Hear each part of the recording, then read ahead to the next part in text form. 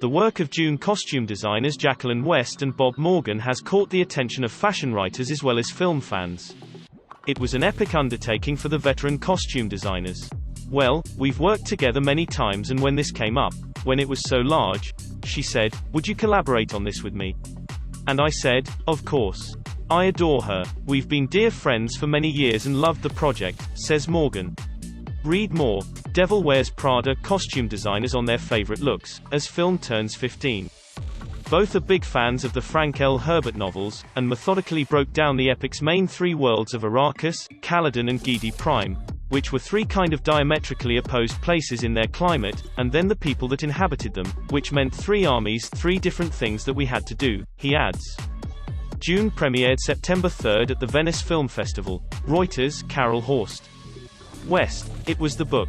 It has everything: mysticism, ecology, politics, religion, philosophy, history, evolution, poetry, so complex, and so multi-layered. I started with conversations with Denis Villeneuve, the director, who really had such an idea about the film by the time I came on.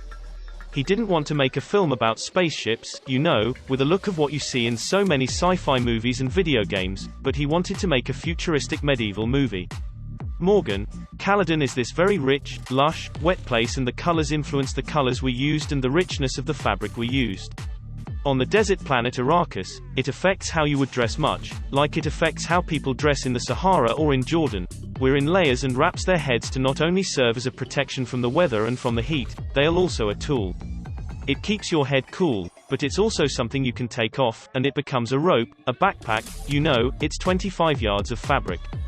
So that lent itself to form following function, and we started that way. West. As Frank Herbert described, that stillsuit was the color of the rocks.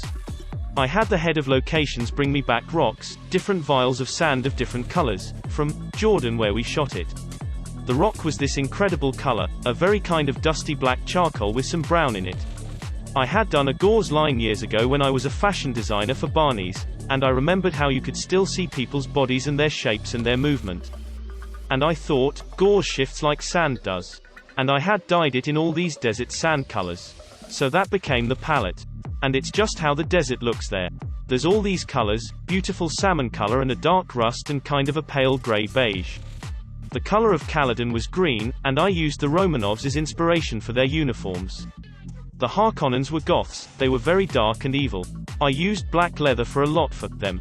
For the Bene Gesserit, I used black, very lush fabrics, beadings, veils, lots of cut velvet and silks.